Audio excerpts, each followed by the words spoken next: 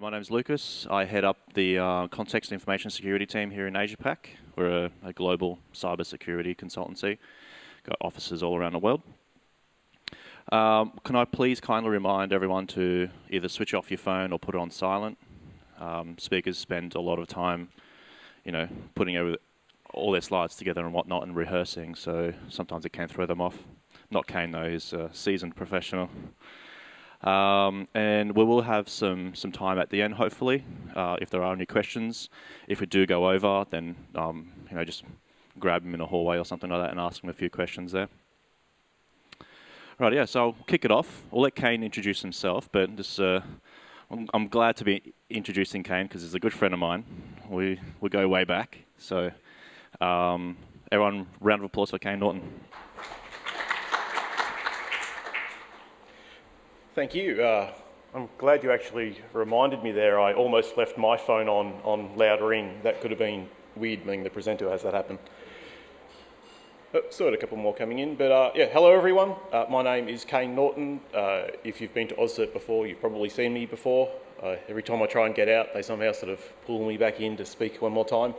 I am filling a slot for my colleague Chris Horsley, who couldn't make it, but like when you run into someone you haven't seen for a while and you're like, oh, how's that car you're rebuilding or something? And then for the next 2 hours, they just go, oh, I got this thing, and this thing. That's pretty much what I'm like with SOAR at the moment. I've been living and breathing this and thinking about it for the last 2 or 3 months. So it's probably good that I got this presentation slot to sort of get all my thoughts out there because, yeah, it's a really interesting area and probably the only thing in security that I think everyone should do.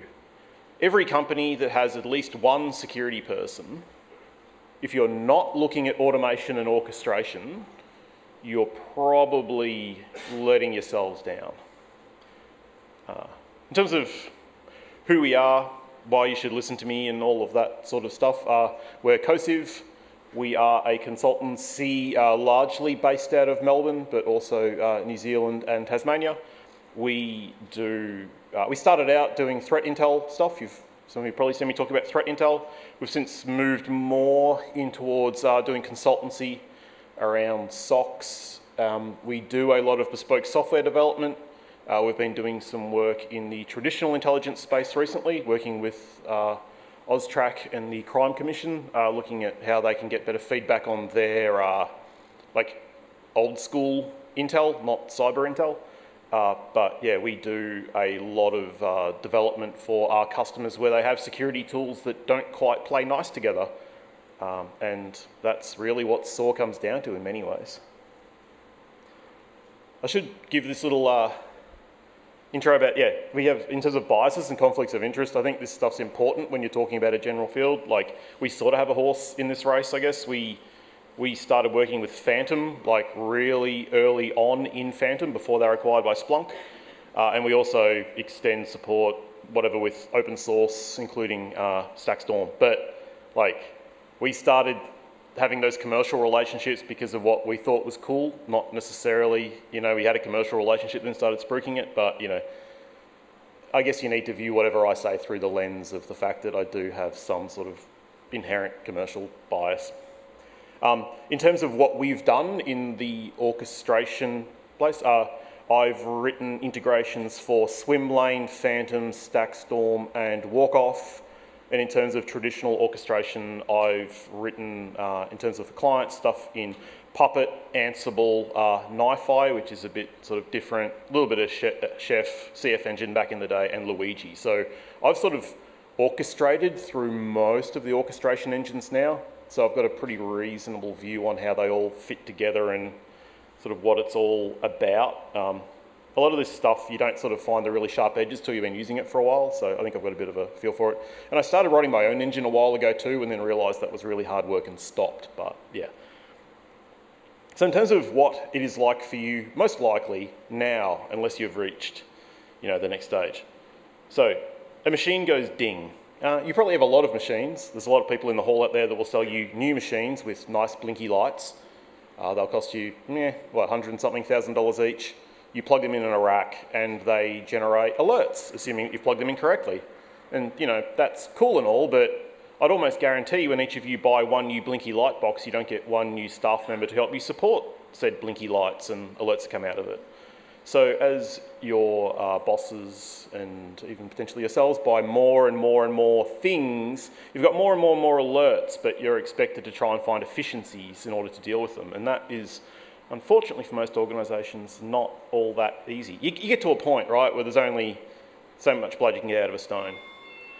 So, yeah, a machine will go ding.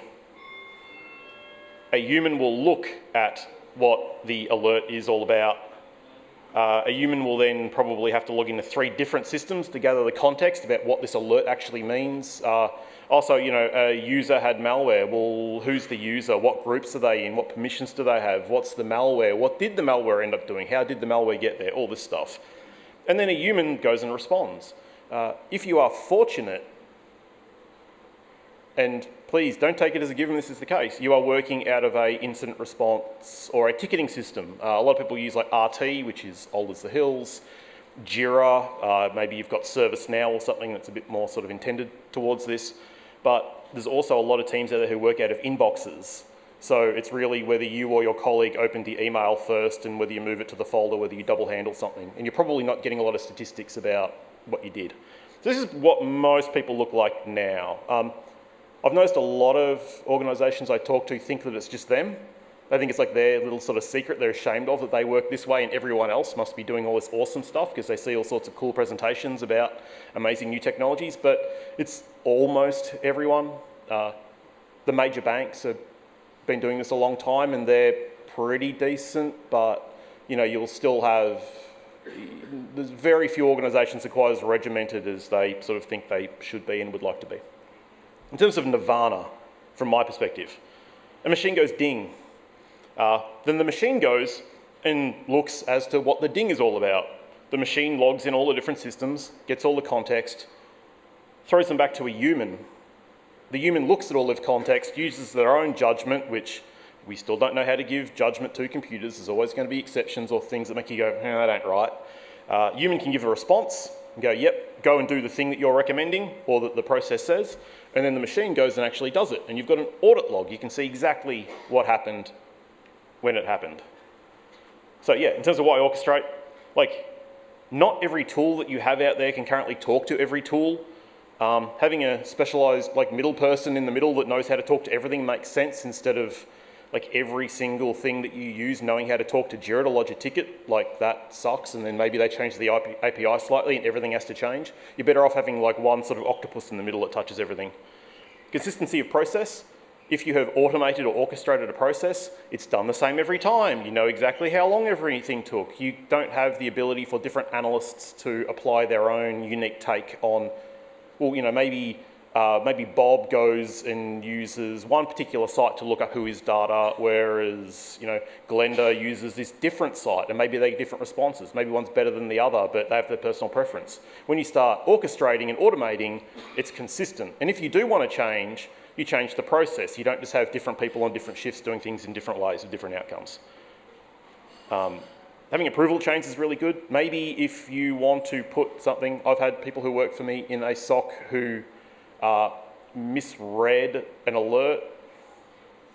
The alert was, the advice was very unclear, but they effectively blocked the IP addresses belonging to LinkedIn rather than the impersonator addresses, because all of the context was jumbled together. Easy to do. However, if you're running orchestration, then you can go and you can have a 2-stage approval process. If you want to block something on your corporate proxies, you probably need a tier 3 or a management person to look at it and go, yeah, I agree with that. If it's mitigating malware on a box, level 1, level 2 can do it. It's easy. It is faster and cheaper, I think, to document something for a computer to repeat a process than it is to write a giant Word document that describes the process exactly for a human and all of the causes changes around it. And when you change the instructions for a computer, it obeys them. If you have people in your organisation who open the instruction document every time they perform a task and read it point by point, good job you, but there's very few of them out there. Most people will vary quite quickly from the written standard. And also when you add an extra bit of context, an extra step, an extra check, an extra whatever to a orchestration playbook, it's there, you've done the work. It might take slightly longer to run. If you have your people in your team and you expect them to do 7 things and you add another 2 and it's 9, all of a sudden they've got 15% more things to do every day. That's pretty rough. Computers don't care. Computers will happily do it. There's a bit of a difference in terms of terminology for orchestration and automation. I maybe sort of bleed between two a little in this talk, but automation is when you take a thing that you do and you teach a computer how to do it. Like a robot playing guitar. If you want to get the Stairway to Heaven solo, you can teach a robot how to do that. That is automated at that point. However, if you are orchestrating, it is usually looking at multiple systems at the same time and making them work nicely together, like an orchestra. You will find that most organisations have a reasonable amount of automation somewhere at this point, or automation tooling, but it's having all those individual things work together that's tough. There's a reason, I think orchestration is, it's obviously the right thing to do, but I think one of the main reasons people aren't doing it or haven't achieved it is, if you sort of go back to actual, musical orchestration, Hans Zimmer sits down at a piano, writing a song is pretty hard. You need a melody, you need a rhythm, all of this stuff takes a lot of effort to sort of put together. It's quite challenging. It's like, oh man, this is just a piano. How am I going to manage this? But then you can sort of take the piano, you pretty much divide it into sections, and each of those bits goes off, and the violins sort of play this bit over here, and the guy on the cello just plays the bass note. So, it's really the difference between playing something on a piano and having 4 people play it in terms of writing the music, it's pretty small. And then when you start going to a chamber orchestra, well, you've just got more of each instrument. The hard bit is sitting down at a piano and writing the song. After that, you leverage all of the knowledge and the systems you put together to sort of expand it out. And the next thing, the difference between writing for a chamber orchestra and, a full orchestra is not that much, even though it's 200 people instead of, say, 20. It's just more of the same instruments. So the hardest bit you will ever do when it comes to orchestration is writing the first couple of playbooks, and then from that point you build on it and it snowballs. In terms of the difference between traditional, SOAR, I keep using that word probably. I think Gartner hatched the term, security, orchestration, and automation and response. Security orchestration, they call it SOAR, and somehow it's stuck in my mind at this point. The difference between SOAR and security orchestration and infrastructure orchestration, security tends to be more event-driven and just generally deal with more events than, disk fulls and stuff don't happen all the time in most people's fleets, whereas security events or security warnings are a little bit more common. There's more different things to talk to usually. If you're standing up infrastructure on AWS, there's not that many, bits and pieces that you need to plug into. Security is probably touching everything. There's more zones of control. I'll talk about that in a moment. And there's more externalities. You're probably going outside for context more often inside your own, or if you're standing up a system inside your organisation, then you're probably really just looking at your configuration database, you're looking at the instructions for the box, what its name should be, whatever. If you're doing security response, you're going, this IP address in Panama, how long has it had that domain name? What other things are over here? There's a lot more external stuff you need to care about.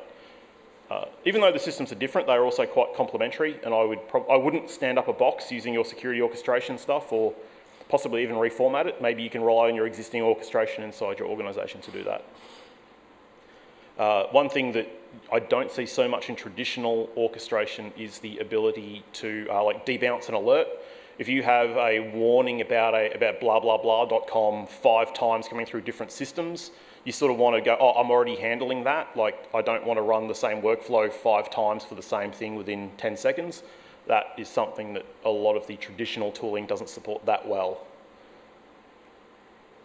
Handoff points, unless you work in a very small organisation or one that has had a major security incident and everyone sort of thinks that security is super important, you will have a zone of responsibility and a zone of control, and other people will have their own. Your IT people, as a former sysadmin, I can totally appreciate this. They have their own stuff. They're like, this is mine and that's yours. Get back on your side of the fence.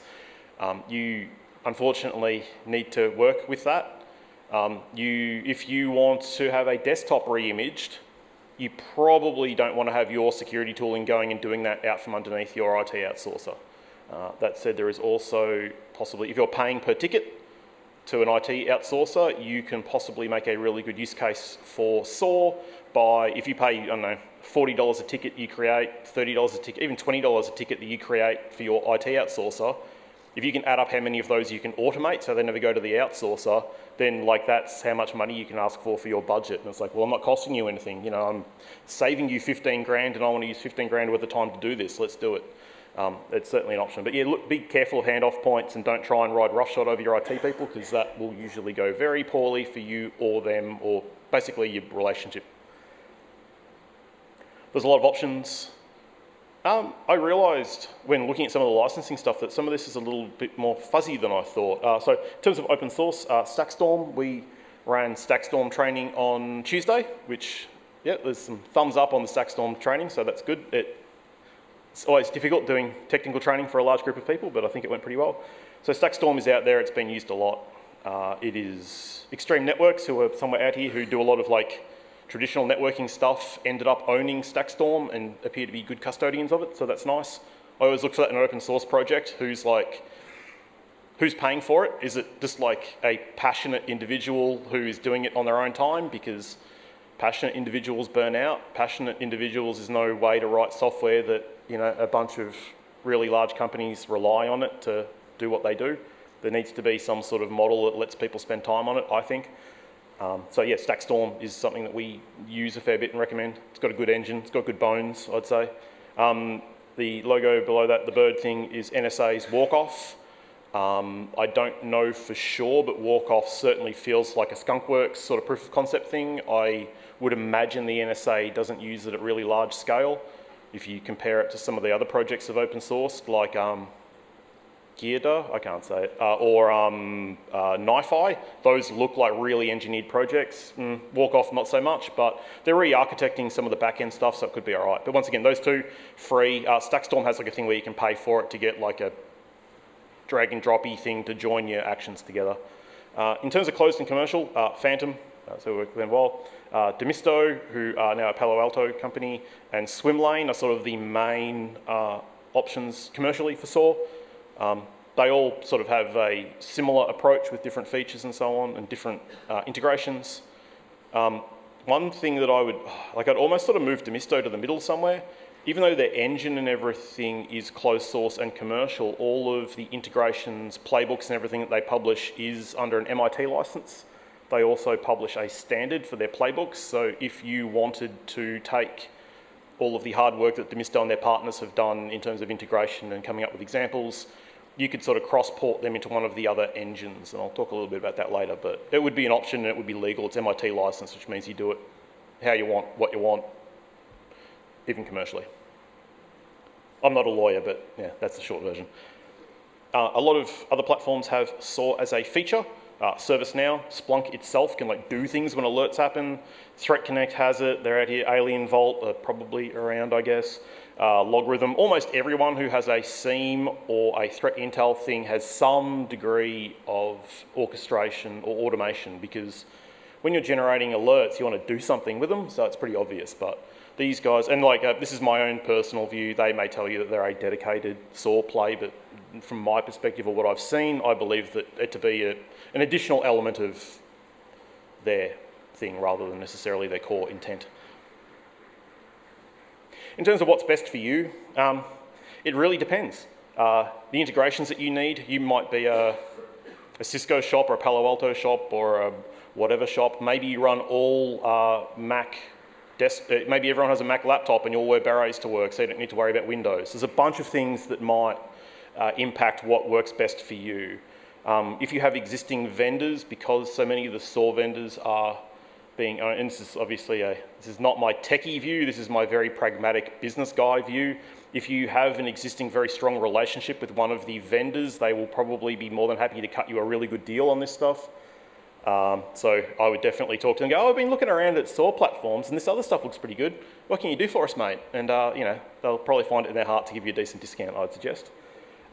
Your level of engineering talent, like Stackstorm and Walkoff and whatever, are pretty cool, but you need a certain level of in-house engineering, which I'll talk about in a bit. And if you don't have that, you probably are going to need to rely on support a bit more heavily.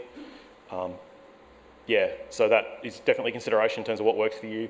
Whether you've got CapEx versus OpEx, maybe you can just buy something up front and do it. Maybe you don't have that, but you've got some guerrilla budget in terms of your staffing you can use to build something. It's a big thing. And also office politics. You might already have, as I said, your relationship with your vendors is quite often not purely technical, and you might need to look at what's good and what's bad and, you know, the direction of the wind inside your IT function.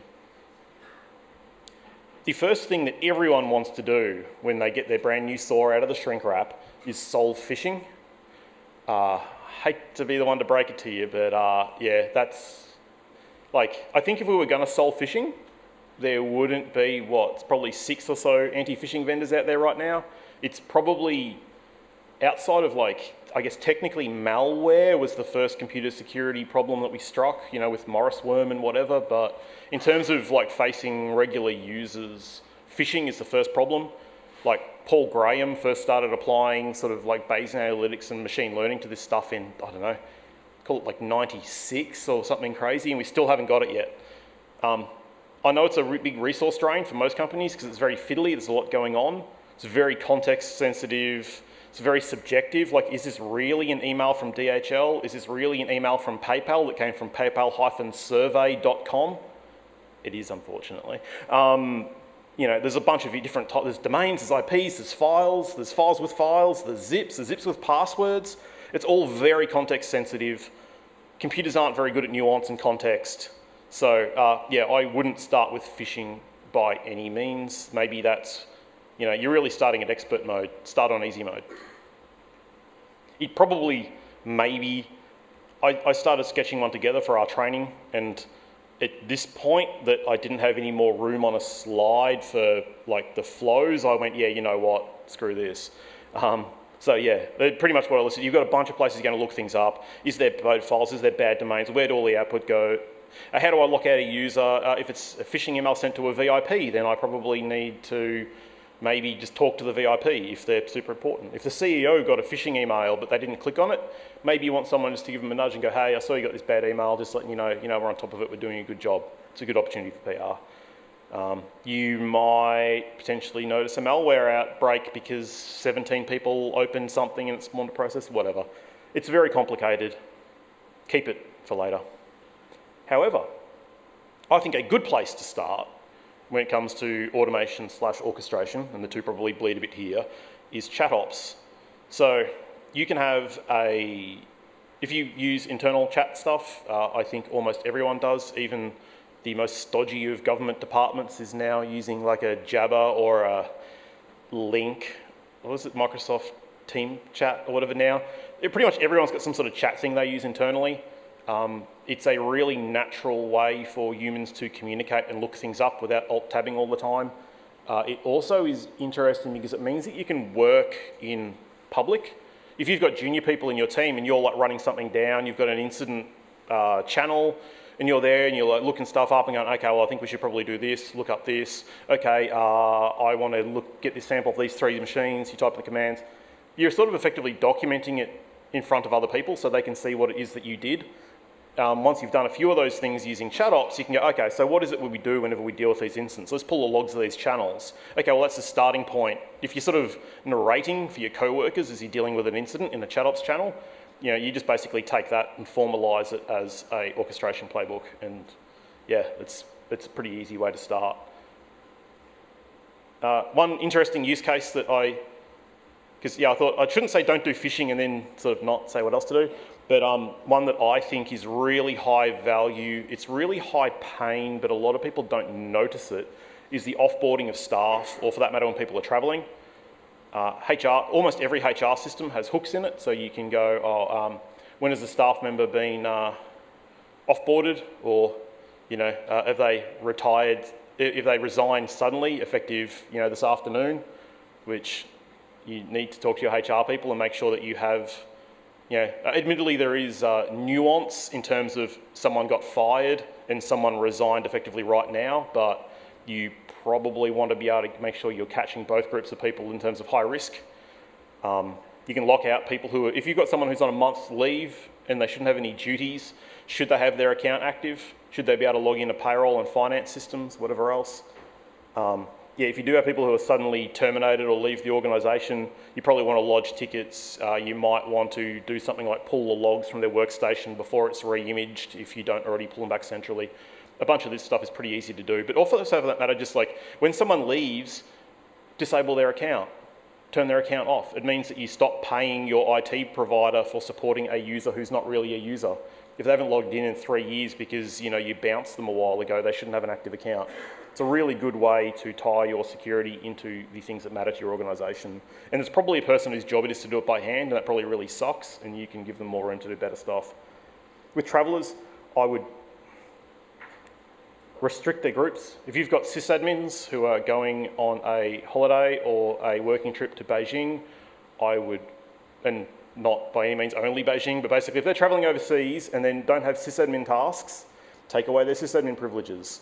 If they have access to financial systems and they are not currently doing finance stuff while travelling, turn it all off. Make them 2FA for everything if you have the knobs and levers that let you do that. Alert on any out-of-country login attempts that aren't from people who are supposed to be travelling. If you can put all your people in a travelling or not travelling group, you can look at the attempts. You can find when you get a login attempt from a country that someone was in 2 months ago. Isn't that interesting? Okay, maybe we need to all panic and run around the room for a while. Detonating malware, if you are an organisation that deals in a hands-on way with the malware that you see, this is probably a really good one rather than manually handling it. I'm sure people accidentally run malware when trying to drag it from the inbox into the security tool quite often. I've never seen it, but I'm sure it happens a lot.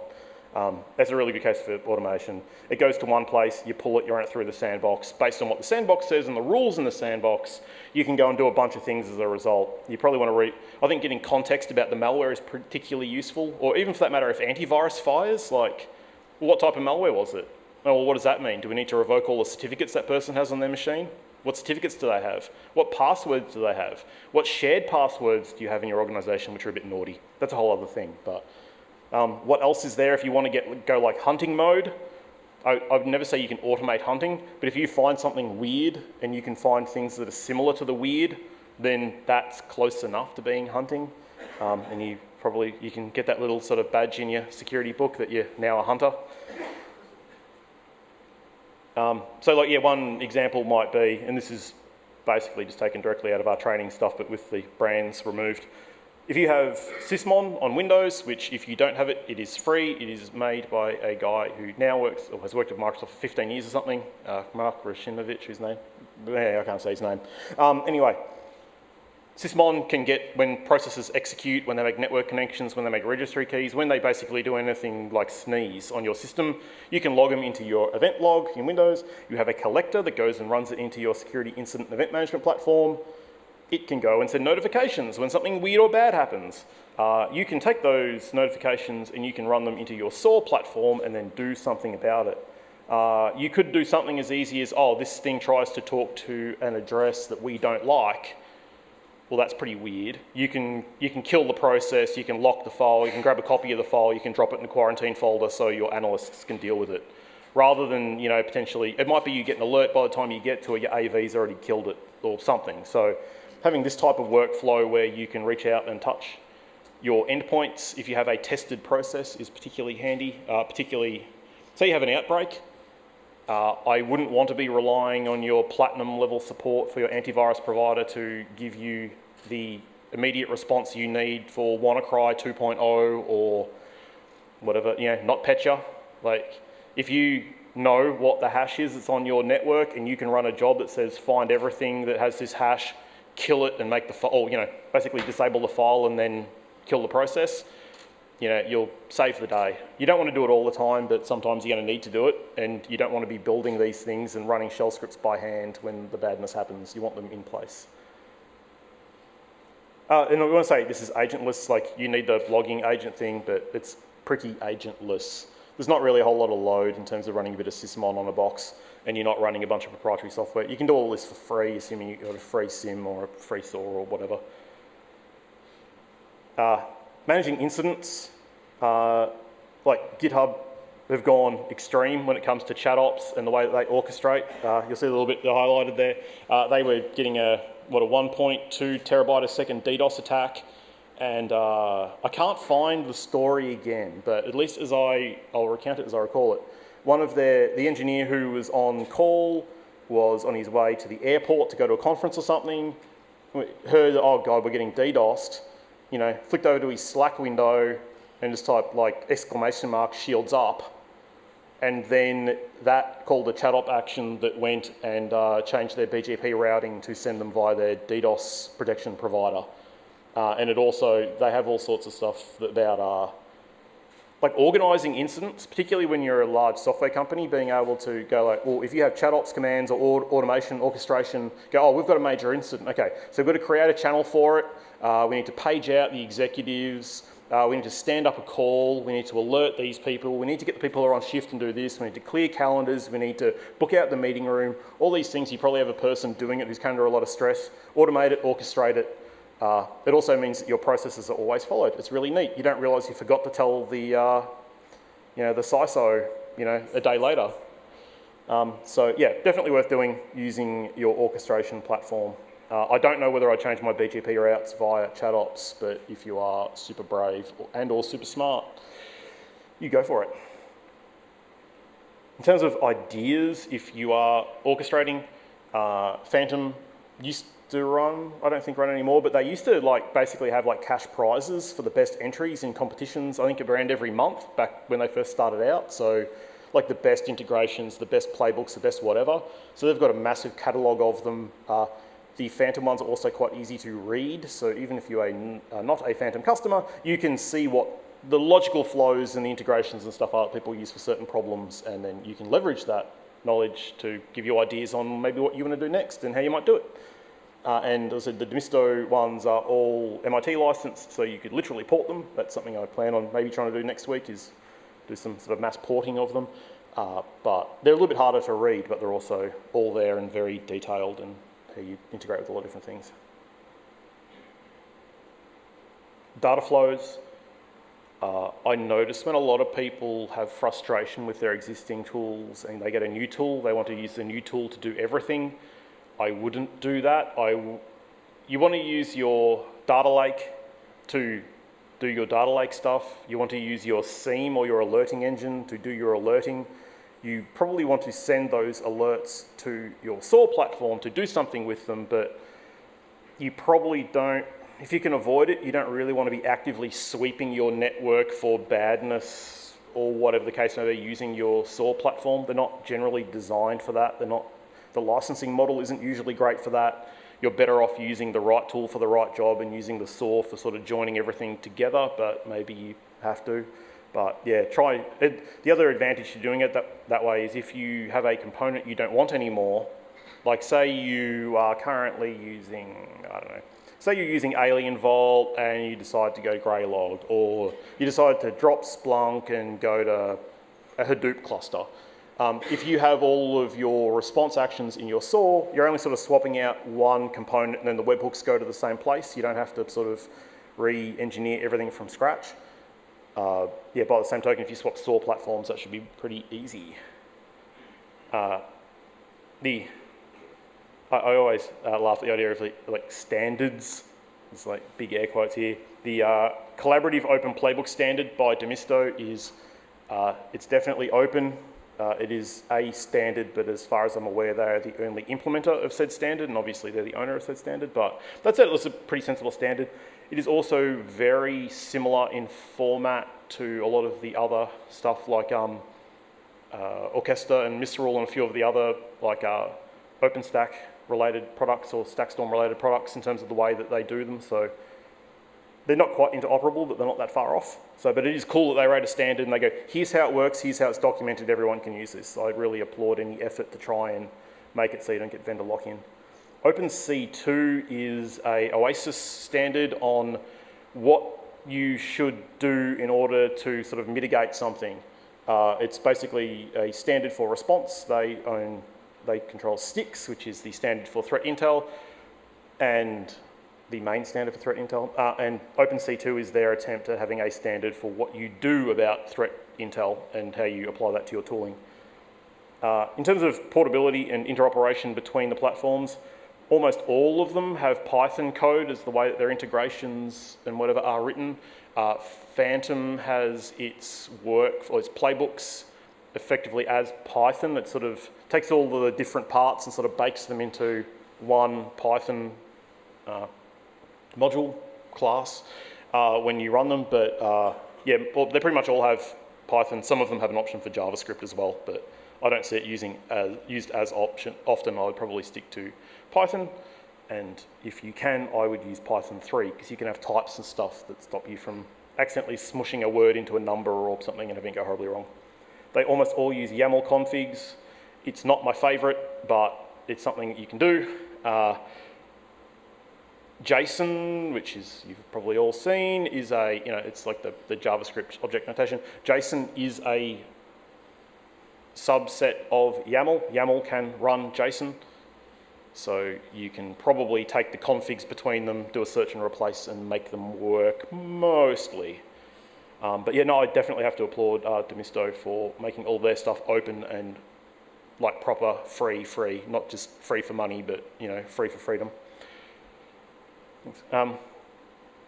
Engineering overheads. This is the bit, if you're all like, yeah, this is awesome, I'm going to do this when I get back, this is maybe the thing that will make you go, oh. There are always engineering overheads. The platforms are pretty clean and easy to run and not super over the top. I liked it when I searched for like square peg, round hole. It actually was very literal about it being a metaphor for that image. It's why that image exists, I don't know, but I'm glad I could use it.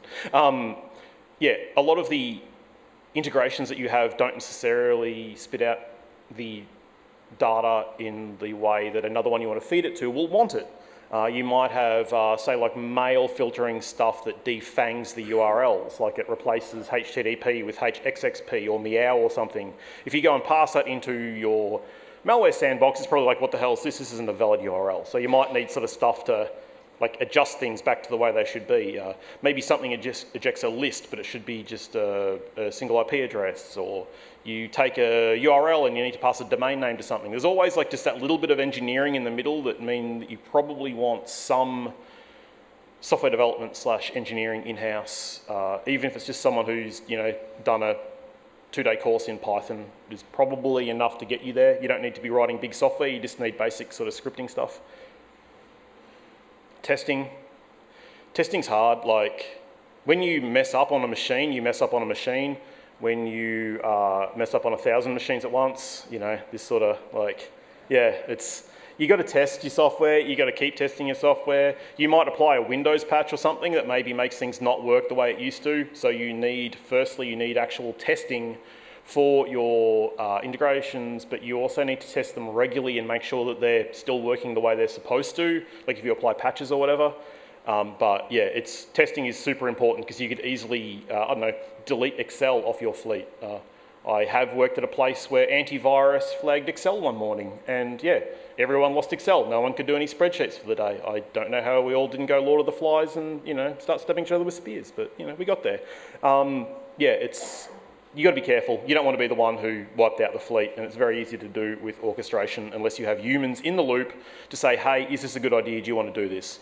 I would advise you, same as with threat intel, I would never action threat intel or a serious alert without having a human click the, yeah, I'm okay with this, no, I'm not.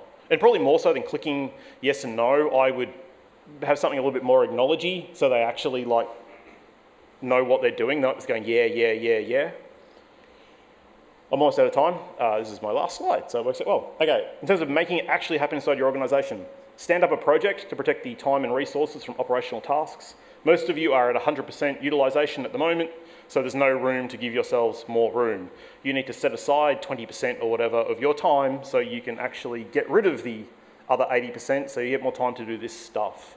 I'm aware of one team where they pretty much, I wouldn't say they play foosball all day, but they've almost reached nirvana. They're just like looking for more stuff to automate. It's like really diminishing returns.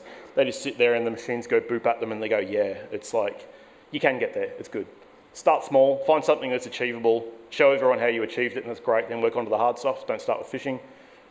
Find actual cost savings you can get that show the ROI, not like intangibles, but if you can actually save money inside your organisation and turn around things faster, that's great. Put in revision control early in case you break something and don't know about it. And think about the confidentiality and creepiness of what you're doing in case it's very easy to get invasive with gathering telemetry, so think about that. I don't know if I have time for questions, but go. Yeah, we've got about 5 minutes for questions. Cool. So first of all, can we please have a round of applause for Kane? That was absolutely fantastic. Thanks, Kane. Thank you. So, by order of magnitude, I think this is probably the best speaker gift I've ever seen. I would definitely agree with you on that one. It's that is a cool. Legend of Zelda chess set. So thank you cool. very much, mate. Thank you.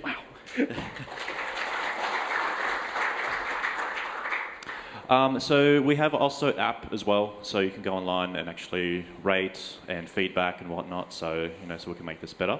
But we'll open up for questions first. Does anyone have any questions? I'll run around with the microphone. One in the back there in the centre. Reluctantly putting up his hand for a sec. Make sure you alternate sides of the room so Lucas he steps in. Would you ever consider using Ansible to run the Play script? Yeah, it's like we use Ansible a lot for our infrastructure. Like we're effectively an Ansible shop, and there is Ansible SecOps stuff coming out, but it isn't as event driven. So you could have something that calls an Ansible playbook, but it isn't sort of if this then that as much. But the other thing is if you've got it and if you're using it in your fleet and everyone's comfortable with it, it's better than not doing it. So, but yeah, I mean, if they added a few little bits and pieces, yeah, definitely. But as it is, it wouldn't be my preferred choice. But once again, if you got it and it's out there and it's in your fleet, yeah, definitely. Thanks, mate. Any other questions? I'll run around, get my steps up. No? The use case you had up before I thought was really good, the one where around the two-factor auth about people travelling and whatnot. On red teams, it's quite common for us to have a look at the internal calendar and see who's on leave and then specifically target their account to use that around the network because it's very unlikely to be noticed by the individual as well. So it's a really good use case.